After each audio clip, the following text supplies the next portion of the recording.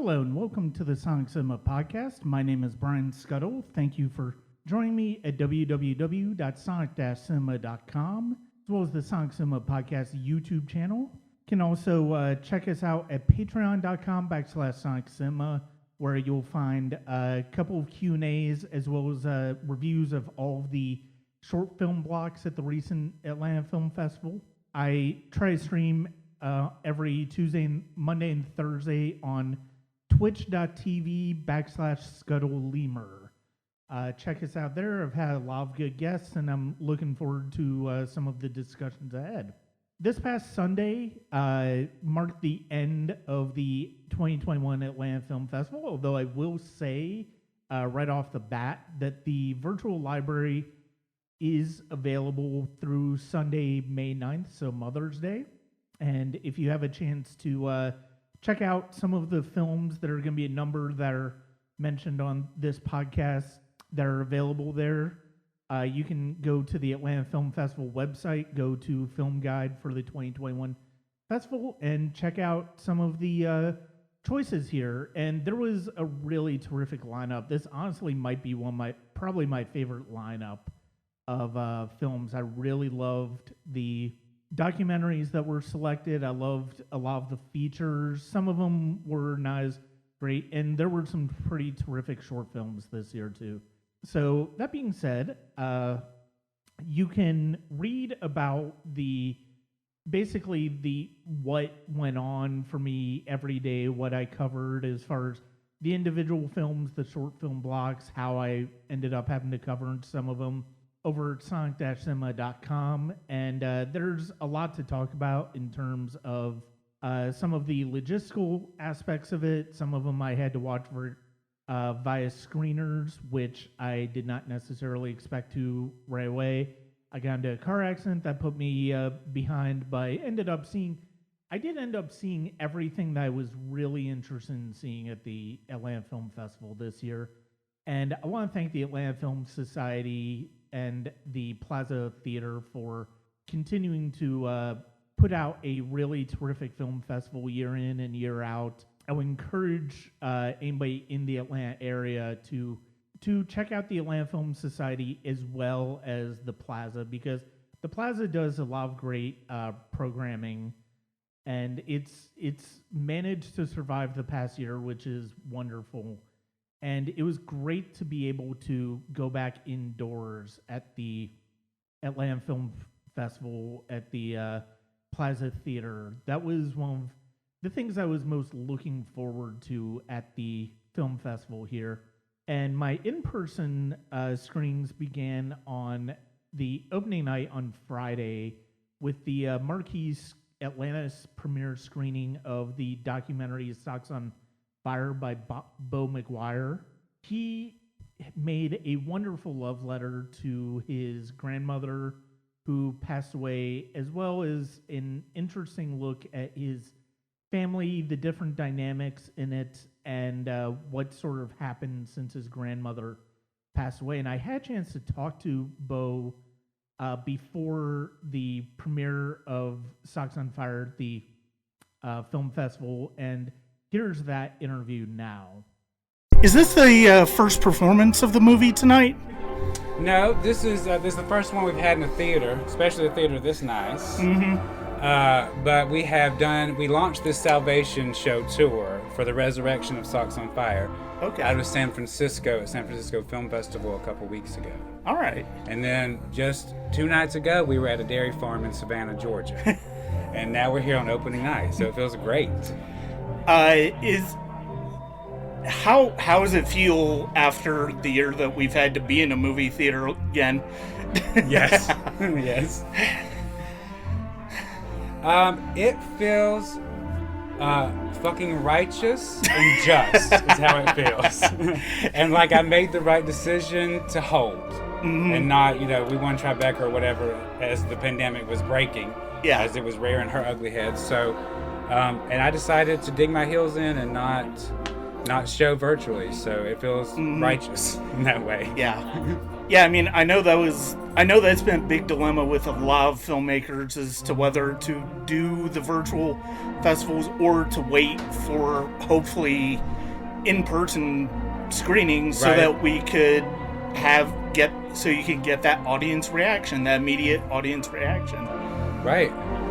And to bring together people in celebration and joy, which seems even more important now. Yes. Yes, definitely after the past year. What was the inspiration behind the film? Oh, the inspiration just came from wanting a legacy of my nanny that existed outside of any sort of petty family drama.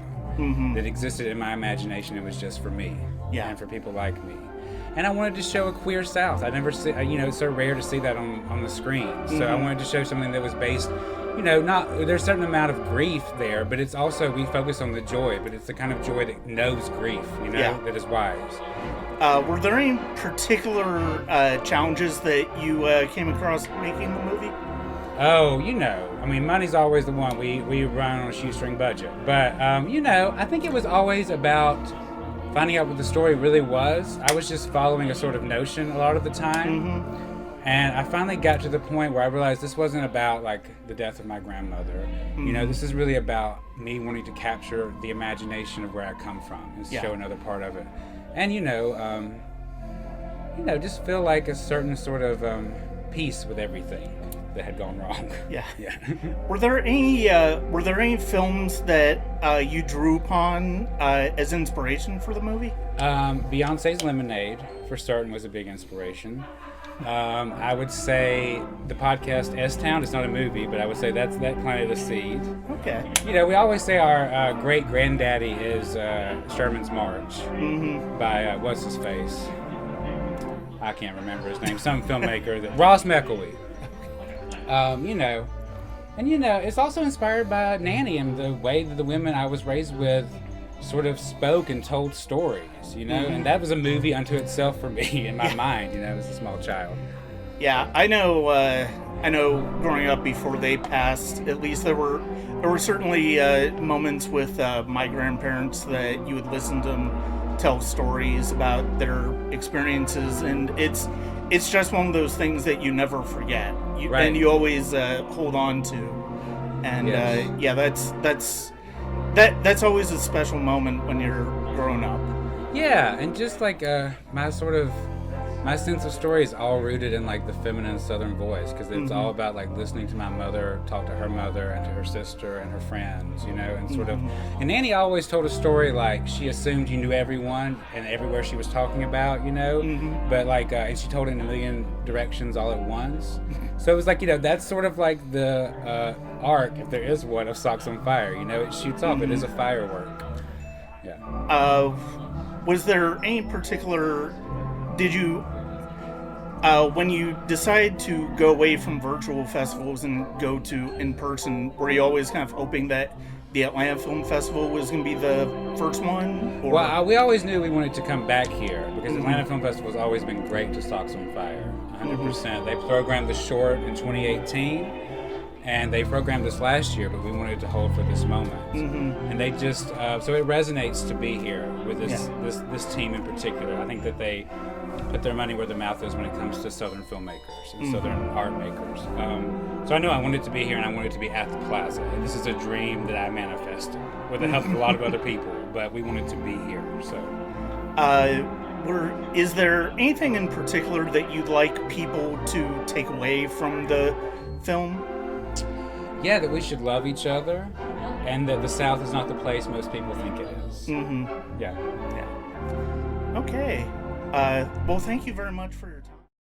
The opening night celebration was really wonderful and full of life, and it was actually the perfect way to start off the film festival, because it was full of energy and joy, and just it felt like the type of reintroduction to in-person screenings that I needed, and maybe a lot of the rest of the people in the audience needed. We got drag queens performing. We got really entertaining Q&As. We got a wonderful movie, and it won't be the last time you hear about Socks on Fire on this podcast, because I did really love it. Because of the fact that I go into pretty significant depth as far as the logistical experience of the film festival, what I started to do with Fantasia Fest and what I will probably continue doing for film festivals, in addition to some interviews that I might share, like the one with Bo McGuire and like one that I have later on, I want to go through sort of like the movies that stood out to me in terms of the film festival. Some of my favorite shorts, some of my favorite documentaries, and just some of my favorites in general. And that's kind of what I'm going to do in this podcast here. And we're going to begin with honorable mentions from the state of Georgia. And because of the fact that this is a Georgia festival, because of the fact that this is a very homegrown festival, one of the things that's really nice is, as somebody who's from Georgia who knows how big the movie industry is in Georgia beyond like Marvel movies and Fast and Furious movies and everything else filming here, it's nice to get a good sense of the flavor of the independent film scene in Georgia. And this year's Atlanta Film Festival certainly gave us a lot of opportunity for that. I'm going to list off 4 films. Everything else will be 3 films. This is going to be 4 because one of them was kind of a late one, but I don't really want to get rid of any of the other movies I'm going to mention. 3 of these are shorts, and one of them is a feature. For my honorable mention from Georgia, we start with the short film Spirit Never Dies, Only Transitions, and it's a lovely little tone poem. It's filmed in black and white. It's basically black and white images over narration discussing the ideas of life and death. And it's a wonderful little short, and I hope people get a chance to watch it at other film festivals. It's really something that is interesting and compelling to watch, and I really got a lot out of it. Next up is Eat Your Heart Out, which is sort of a dark comedy short. It was from the Georgia short film block on opening night, and it's basically about a woman who goes on a blind date that she met on Craigslist and the darkly comedic possibilities that exist after that. It was a really great capper to the Thursday night's short film collection there. It was well worth watching, and that was Eat Your Heart Out. The next one is another short from that same short film block, which was called Rush Hour. It's called Toomsboro, and it's basically about 2 brothers who find a dead body and a bunch of money in a car in Toomsboro, Georgia, and what happens afterwards. And it's an interesting little morality play that looks into the idea of, if we're from small town life, is there a possibility of getting away from that small town life if you are offered the opportunity in terms of money? It's a really compelling short film. It's worth checking out, and I would highly recommend it if you have time in the next few days to check out the Rush Hour short film block. It's got a lot of really interesting stories, including one more that I will be mentioning later on in this podcast. And the 4th film in my honorable mention from Georgia is the documentary Carterland, about the presidency of Jimmy Carter. And a lot of people no doubt know him from his work with Habitat for Humanity. He's primarily been focused on since leaving office in 1991, but it really does make the case for his being a presidency of consequence more than we're kind of led on to believe over the years. And if you get a chance to watch Carterland, it has world premiere at the film festival at the Carter Center. And I didn't get a chance to see it in person, but I did get a chance to watch on the virtual platform, and it was really wonderful. That is Carterland. Next is going to be my honorable short film mentions, and these are 3 shorts of several that I really loved this year. This year there were a couple of short film blocks that wasn't that high on, but the ones that was high on had a lot of really terrific stories in them.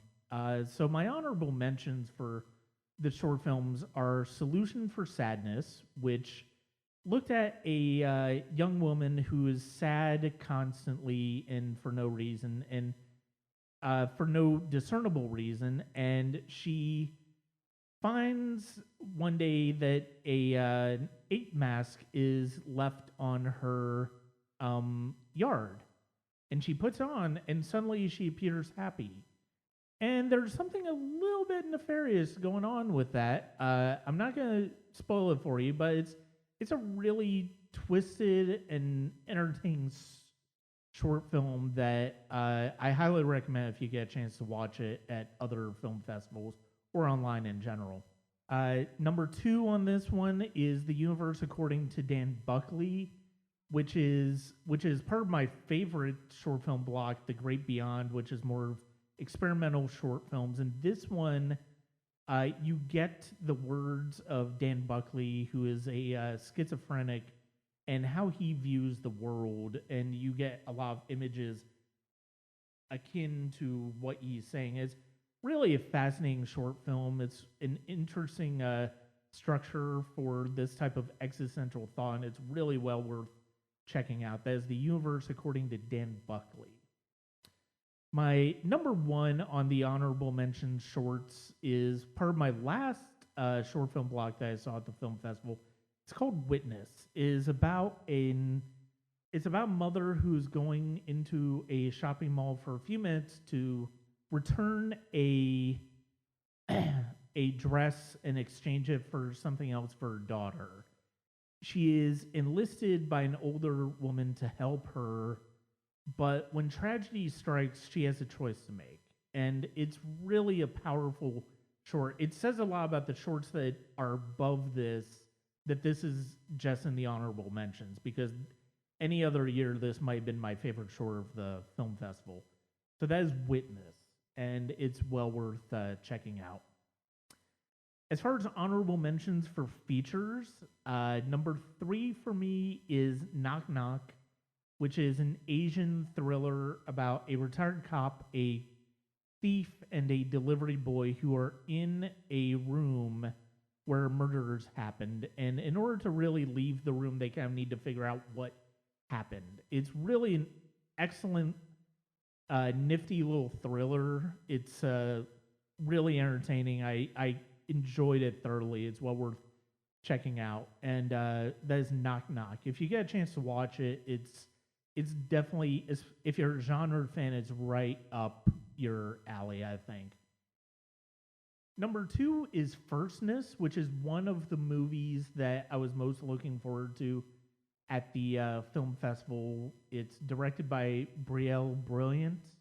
I think that's how I pronounce her name. And it's about 3 people who are struggling through life, or at least 2 who are, and one is a bit more sure of themselves. Keith is a father who is part of an experimental therapy group. Tavi is a non-gendered teenager and Keith is their father. And Julian is a young man who's having a hard time finding work after being in prison. And the way these 3 connect, they're all endearing in their own ways as they're trying to go through life. And it's really a lovely film. It's well worth checking out. I believe it is still available in the virtual program. If you get a chance to watch it, it's well worth watching. My favorite as far as the honorable features, and this is for both documentaries and narratives, is The Letter. And I talked about this movie. I saw this movie early on, and is a documentary about Kenyan elders who are being accused of witchcraft in order to take their land. It is a pretty wild story, and the way that Christopher King and Maya Leikau take us on this journey is just fascinating. And I had the chance to interview Leikau as the festival opened, and you can listen to that on my review of the letter. It's completely worth watching. It's unlike anything you will. It's just a powerful story, and there are a lot of them in the documentaries this year. I'm not done talking about documentaries for the Atlanta Film Festival this year. So this year I decided to do my favorite music because there were a few scores and soundtracks that really stood out to me. The one for one of the movies that I really loved, 9 Days, is it's one of those.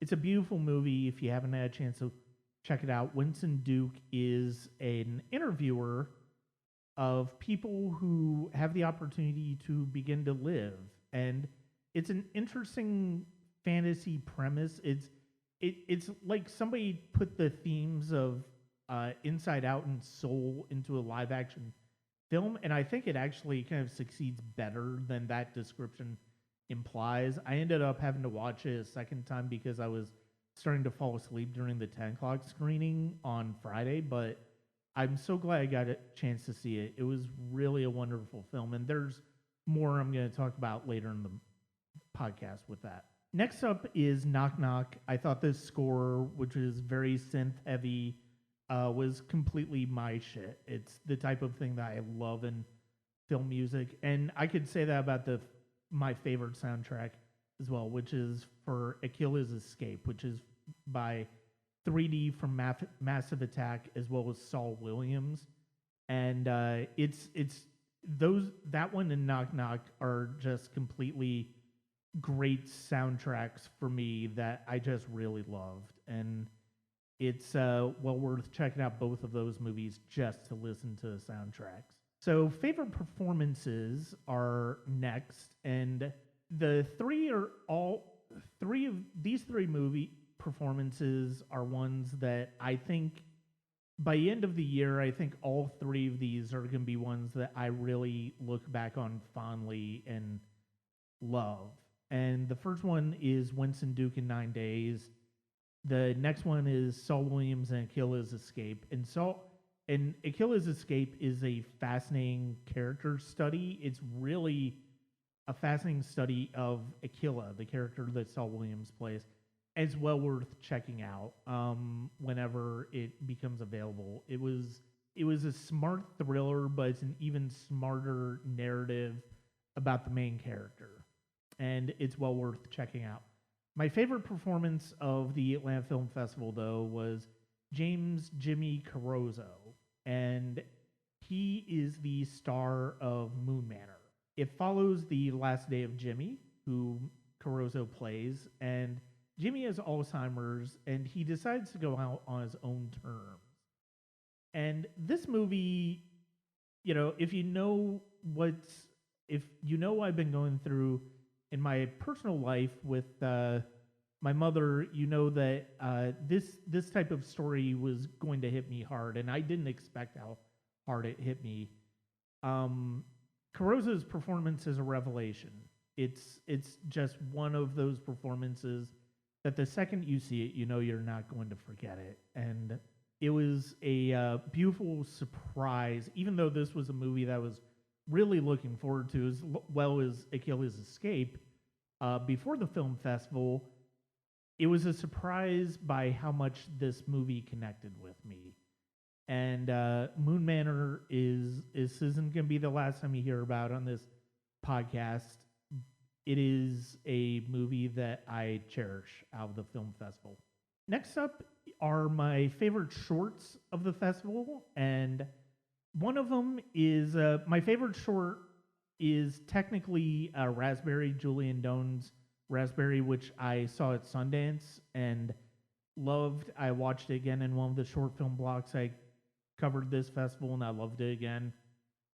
Next up was Crab, which is a just brutally, brilliantly animated short film about a boy who wants to be part of a theater group, but the only role he will get is a crab. And it's just such a dark, strikingly animated piece of work, and it just mesmerized me watching it.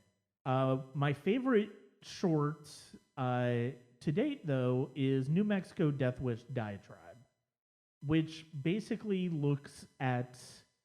is an experimental look at the nuclear testing and mankind's existence and what led us to the atom bomb. And it's a fascinating it's a fascinating blend of commentary and images and music, and it's really brilliant. And it was part of the Great Beyond short film block, which was, like I said, my favorite short film block of the festival. And New Mexico Death Wish Diatribe really connected with me a lot. We're going to go ahead and do the favorite narrative films from the festival first, because, and I'll get into why. But this year was an okay year for narrative features. There were some really good ones, and these three really do connect.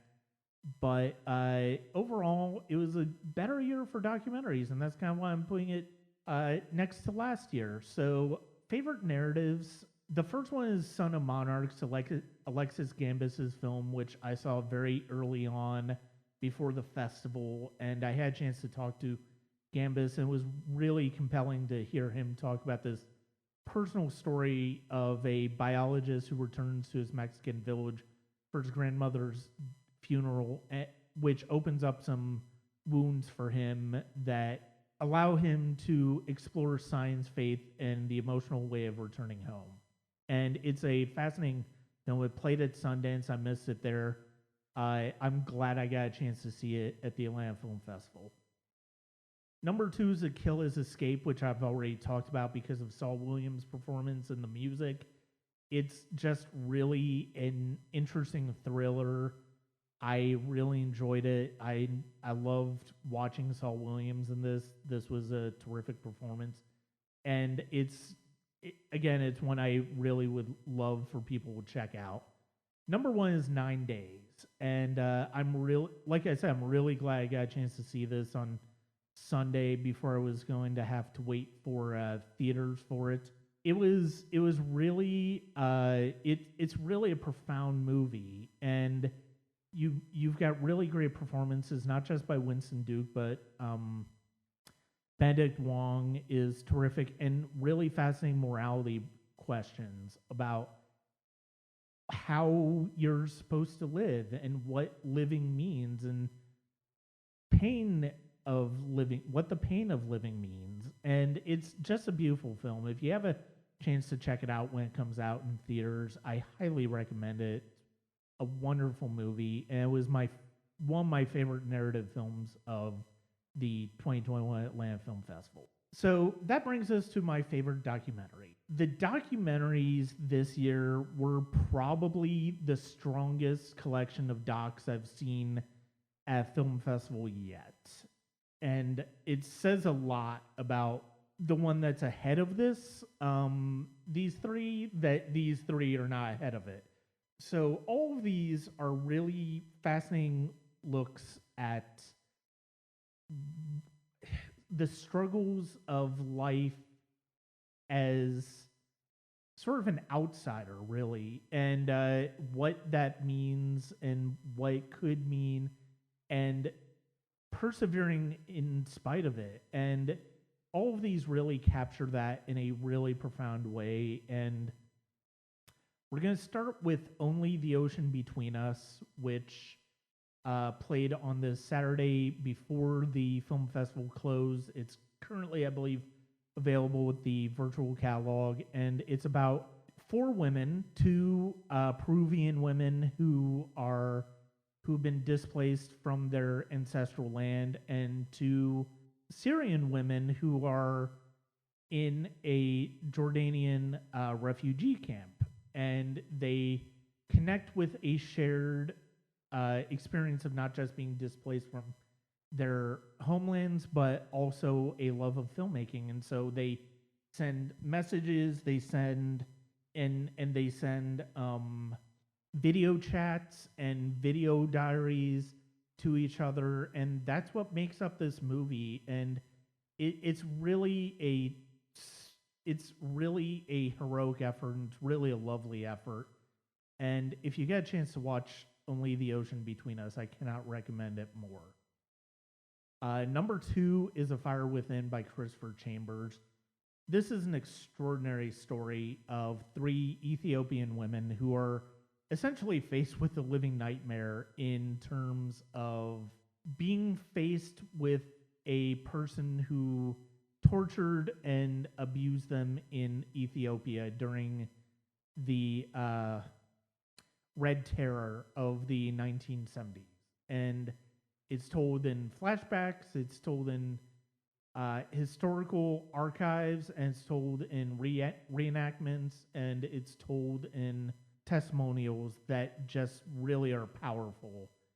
And this was an early one. I got a chance to talk to Christopher Chambers. That interview is an absolute must listen, I think. And it's just a beautiful film. It's a powerful film. And it really speaks to the amazing courage these women had.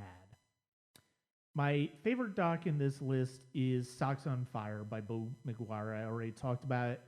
I cannot recommend this documentary enough. And this documentary really started my my feeling that this was going to be a special film festival, not just with the performance on opening night, but just the fact that this film festival was so much about empathy for individuals and different cultures and different types of people. And Bo McGuire's film personifies that so beautifully. And it's a movie that really connected with me, and I can't wait for people to see it, because I think it's really going to connect with a lot of people. So Socks on Fire is my favorite documentary. Well, theoretically speaking, because now we are up to the best in show.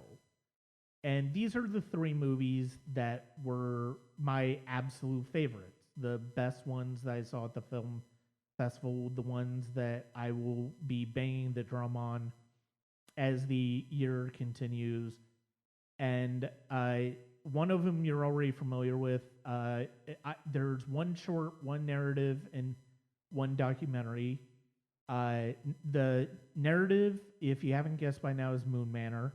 The short film is Angie, which was from the opening night short film block, Rush Hour, and it's about a teenage girl who goes on her first date, a double date with her best friend, and it's a film that I don't want to give away too much after that, but to say it's one of the most powerful and uncomfortable viewings of a short film I've seen is to put it mildly. And but was a big hit with the audience that opening night.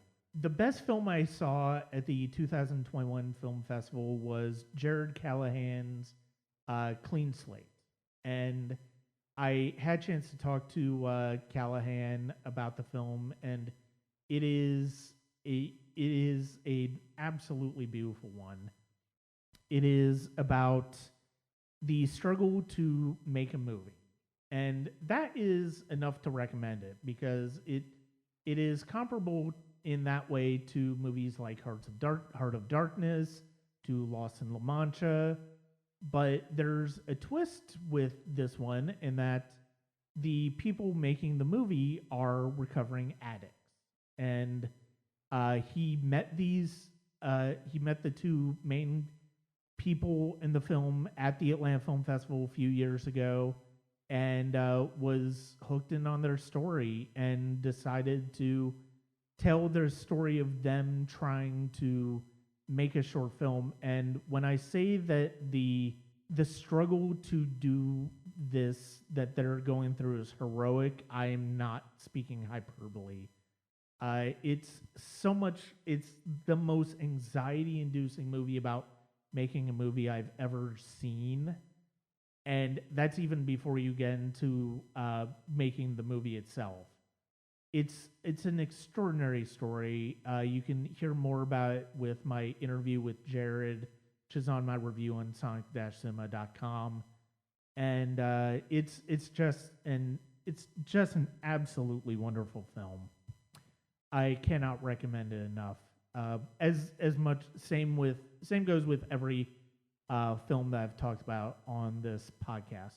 So I'm going to close with an interview that I did on the next to the last day of the festival with Cameron McAllister. He's a member of the Atlanta Film Society. He's one of the directors of the Atlanta Film Festival.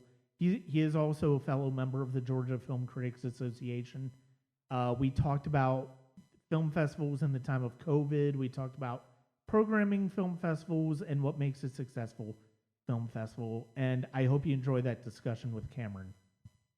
Putting aside like financial concerns and all of that, what would you say makes a successful film festival? I think connecting with your core audience and a new audience are probably how I best gauge the success of a film festival. You know, first of all, we're a member-based organization, so we've got members, we've got of course a dedicated board and staff, and we've got alumni that have played the festival and have an investment in the success of the festival. So I mean, we've got all these different circles that we want to always engage with, and we want to provide like a good experience for them, a good platform for them if they're filmmakers. We're for filmmakers and film lovers, but we also are always wanting to reach out into the community to get people that have never heard of the Atlanta Film Festival, or have never heard of a film festival, or have never been to some type of film event other than maybe going to the multiplex. So I used to be one of those people. I'd love to go into movies, but I hadn't heard of the Atlanta Film Festival, and I was in college and I was reading the I guess it was the AJC or something, and there was La Vie en Rose, the Marion Cotillard movie that she won her Best Actress Oscar for. I saw that it was playing the upcoming Atlanta Film Festival, and I was like, oh, like I didn't think I was going to get to see that for months, And I came down here and saw it, and I was a broke college student living up in Ackworth, and so driving into town to see a movie at a film festival was just like like little kid gone to the big city type of feeling. Yeah. And so and then the next year, of course, I came back and saw more films. The next year, saw more films, and then eventually I was covering as press and then working here. So, I see how I got to know the film festival, and I always want to reach more of those people. And so that's a lot of why we program some of the marquee films, that maybe are going to be in theaters, next weekend or later this summer, and you've already kind of seen in the kind of general industry marketing machine, because we want to reach those people out there that don't have a mindset of what indie film is or anything like that. So I think that's the thing, kind of being consistent and providing something for your core audience, but then building onto your audience. So I think that's you can still gauge even in the COVID world where festivals so reduced and footprint has changed so much. I think we can still count those two metrics. How do you sort of gauge that success with what the festival's been in the past couple of years, primarily with virtual and drive-in screenings? Yeah, that's difficult because the Atlanta Film Festival is 45 years old, but it's only really been growing for about 10 years or less. It's kind of gone up and down throughout its history, starting in the 70s, and I would say maybe early 2000s had like a peak, and then it kind of dipped, and there were lots of changes in the leadership and everything, but we feel like a younger festival that had a lot of momentum, and then of course the whole world loses momentum. It wasn't just us. So it's easy for us to default to like a numbers game, Yeah. Okay, well, if we had 30,000 attendees in 2019, taking last fall, for example, the festival that we had to move from the spring to the fall, okay, well let's come up with, we know how many cars because it was all drive-in and all virtual, right?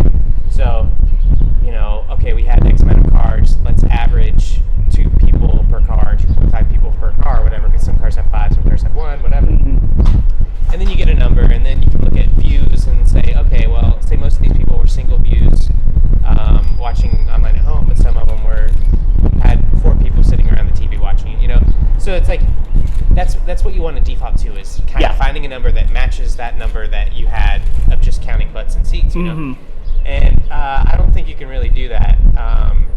And we're seeing the kind of landscape of film festivals changing anyway, where virtual is always going to be a part of film festivals. Yeah. 2 years ago, we would have never thought, oh, I know, let's give people an option to not come put their butt in our seat that we can count them. And now, I don't think it'll ever go away. I think the world's just changed like that. So, you can still count numbers, and I just, I think when I'm seeing new faces come back, when I'm seeing old faces come to see a lot of stuff, that's a good indicator of the success. When I'm hearing stuff, I had a friend that he used to work for the Israel Ministry of Culture in the U.S., and now he runs he runs a small indie film distributor. But I met him in Utah at Sundance one year, and he lives in New York, and he texted me and was just like, wow, I'm hearing so much about the festival. Congratulations. Like, you're getting a lot of exposure. And a lot of it has to do with good timing of Joe Biden and Jimmy Carter. Right. Being in town, the same time that we're premiering a film at the Carter Center. But that was a good feeling to hear from someone that wouldn't normally have Atlanta Film Festival popping up all over the place, and he is. So, I don't know. Stuff like that's making me think that this year's been a success. Yeah, one of my next questions was going to be whether going forward, as we start to get out of COVID times and more into a sense of normalcy, whether the virtual platform was going to remain as part of the film festival. And I think you're right. I think it is going to be hard for film festivals to justify getting rid of it. Right. And plus, I mean, it really does offer more exposure to the festival by having people who don't even live around here have access to it. Yeah, absolutely. So, I mean, we use Eventive as our ticketing and our virtual platform, and they've really kind of led this whole shift in the industry. I mean, there's major distributors like A24. I know they use Eventive for some of their stuff. Lots of big film festivals are using Eventive, so it's really nice that we've been working with them for years, and we were one of their first big clients. So I feel like we've had a special ease of this kind of learning curve, But yeah, I just think it's always going to be a part. Like, I'm not sure if when we get back into patterns of people getting comfortable coming back to the theater and in the habit of coming, it's not just like there's plenty of people that feel comfortable but still haven't been back to the theater because they're so out of the habit, Yeah. And it's going to take quite a few, Godzilla versus Kongs to get them, maybe that got some people back, but again, you don't just like bounce back, if you haven't ridden a bicycle for years, you don't just get on and you're, Evel Knievel. You got to rebuild that muscle memory. And so maybe it will look like, some titles are virtual only, and then some are, just drive. So you're not kind of, there's not attrition from what you're expecting in person. But, when you have different goals for each one, so maybe you want X amount of views online and then X amount of butts and seats, you can plan differently and measure success differently. So, I do think virtual will always be a part of it, at least until the next great shift comes. Who knows what's going to happen to cause that? But I think it'll be here next year, and beyond that, it's hard to say. But I just think it's part of the DNA of film festivals now. Yeah. And cinemas. Yeah. And I will say, one of the things I've liked about this year's festival is the mixture of virtual with the indoor with the drive-in. Right. That's one of the things I really liked about the Atlanta Film Festival last year was the fact that it was a drive-in experience in addition to a virtual experience. Right. And because I covered Fantasia Fest the previous month, and that was all virtual. And I did Sundance earlier this year, and that was, for me, all virtual. I couldn't make it to any of the screenings here, but I like it's so much of a different experience having to schedule that and being able to schedule that Right. experience of watching a movie. Yeah, so I went to Sidewalk in Birmingham, which is my favorite film festival. I highly recommend it. And I'm even including ones that I've worked for years in that. Sidewalk's my favorite. But it was all drive-in. And so like I've done like, I've been a part of kind of all different types of the hybrid, the adaptation, COVID adaptation. So I've been part of the drive-in only festival, and that was weird because Sidewalk is usually in downtown Birmingham, and they've got like 7 or 8 screens that are all showing at the same time. They show as many or more films than we do, but in 2.5 days rather than 11 days. And they have added stuff throughout the week leading up to that, the Shout and some of their special screenings. But really, the bulk of it is like opening night on Friday, and then Saturday and Sunday are like films all day.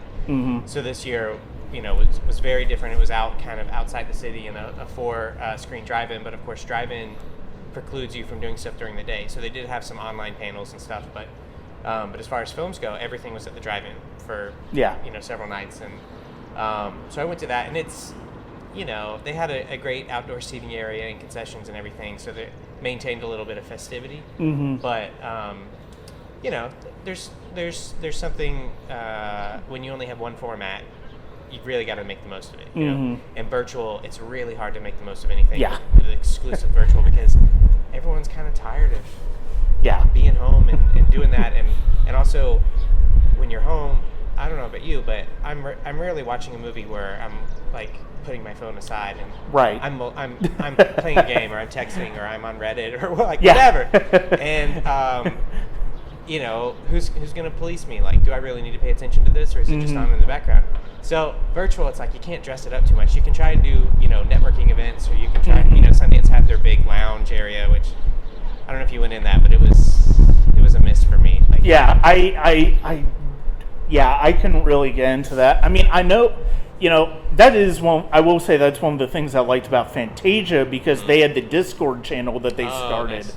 And that was great to be able to communicate with different people and stuff like that. Sundance, I know they had the lounge. They also had like the waiting room, but it's like the chat goes by so quickly. It's so hard to keep up. For sure. I remember I would get in there and everyone's saying where they're from, and it was cool, but it's not the same as like a conversation. No, it's you're watching a feed. It's a news sticker, and so like I applaud the efforts of everyone that's tried to make a more fun, festive space out of virtual, but it's tough, and so like I'm glad that we have options for people to mix it up, because that's part of the fun of festivals, going to different venues. For me, I love going into adapted spaces, like when we made Highland Church into Highland Theater, which it was a theater before that, but it's been a church. But I mean, we have to put carpet down, we have to put vibe drape, because the acoustics are so weird. But I like that it sounds different than it sounds in the plaza. I liked when we had our HQ over there in kind of a loungy space, and when we have hangouts. But like it's variety is kind of the spice of a film festival, and so at least this is a semblance of that. And I'm about open drive-throughs or drive-ins. I don't know, maybe I don't have a great car for it, but it's I'm ready to be back in the theater watching movies in the dark, I'm the type of guy that would go on Friday morning at 10 a.m. while everyone's at work or school, and so I'm basically alone in the theater anyway, and I miss that, and I did go see Godzilla vs. Kong at a multiplex, on a Friday afternoon, and I had a great old time. So, I think we'll get back to the magic of movies and specifically festivals soon, even if they always look a little different. When you guys are programming for the Atlanta Film Festival, is there a particular ethos, I guess you could say, for the films that you're looking at? Because I mean, I have noticed, and this is my third year covering the festival, that it feels like there are a lot of films, and maybe it's partially because of how many documentaries are usually programmed, that really deal a lot with empathy and being able to empathize with other people. And is that something that you guys talk about while you're working on the programming? That's a really good question. I mostly just program one type of film, so I would probably have to get more insight from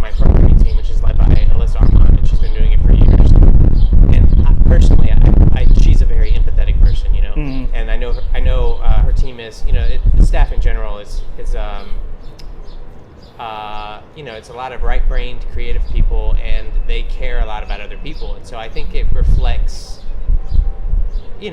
kind of the cohesive viewpoint of those on staff.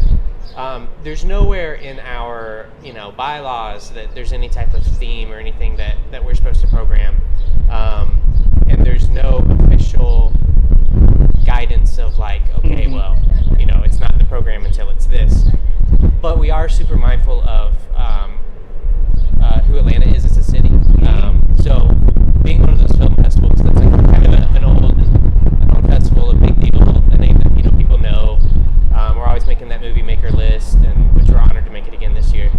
But not one of the flashy festivals like the Tribeca or Sundance, the ones that have more of the celebrity benefactor and associations and stuff like that. Because we don't have that type of identity. We have more of an identity of like we're representative of Atlanta, and Atlanta is a very diverse city, like ethnically, and so that's why half or over half of our film is directed by women or gender non-conforming filmmakers. It's because that's what the world and that's what the city looks like. And then ethnically, half of our films are directed by filmmakers of color because half of Atlanta is people of color. So it's like. And I think beyond just like the demographic statistic answer there with like women and filmmakers of color, I do think Atlanta is a very kind of socially conscious city. Ever since the civil rights movement, we've kind of, I feel like, been showing the world a way that we can all, live together. And so I think that comes through in our filmmaking. And I do think that this year, especially, I noticed this as well. There's a lot of really strong documentaries. And even some of the narratives and some of the documentaries are kind of hybrids. So like Socks on Fire is, it's not strictly a documentary, even though it's like very real. It's very nonfiction, but it's very poetic and it's very artistic. And, that's just not just a trend, but I think it's just how documentaries are being told now and will be told. There's more narrative, techniques involved in that. So this year, I think we got lucky. Maybe when people were finishing up their films in COVID, which is when our submissions period was open, was from last May through November. So people were at home. Maybe that started to reflect on how they were finishing the movies that they shot the year before, And so maybe the bulk of our submissions was more leaning that way. But I think that really is a good observation, that kind of theme. And sometimes we have themes that we don't program on purpose, but they're very clear by the time the program is finalized. A few years ago, I want to say 2018, Americana was like rampant through our program with the narratives and documentaries, and we even put a page in our program guide to draw attention to that because it was like so obvious. Some years it's all about like family dynamics, which that's just a common theme in filmmaking. But some years it's like, all right, everyone had a tough year because this is like, very obvious. And I noticed that in my documentary or in my marquee programming this year, films like Limbo, even Dream Horse, like a lot of the ones that maybe I programmed because they made the most sense from a studio standpoint, but there's still, you can see themes of like humanity and empathy through there. So I think maybe that's just what the world needs right now. Well, Cameron, thank you very much for your time. And it was good to talk to you about the Atlanta Film Festival. I do think you guys did a really great job this year. Thank you, I appreciate that. Loved having you here. So that's going to do it for this episode of the Sonic Cinema Podcast. Thank you very much for joining me at www.sonic-cinema.com on Google, Apple, or Spotify podcasts, or at the Sonic Cinema Podcast YouTube channel. Next up, I will hopefully be having a discussion on Orson Welles with you, and I've got some interesting ideas for the summer. I hope I get a chance to get to them. They're going to be a lot of fun. And that's it for this episode of the Sonic Cinema Podcast. Check us out at www.sonic-cinema.com. Check out the Twitch channel at twitch.tv/ScuttleLemur. And just check out the podcast for future interviews and discussions. Thank you very much, and I hope you have a good day.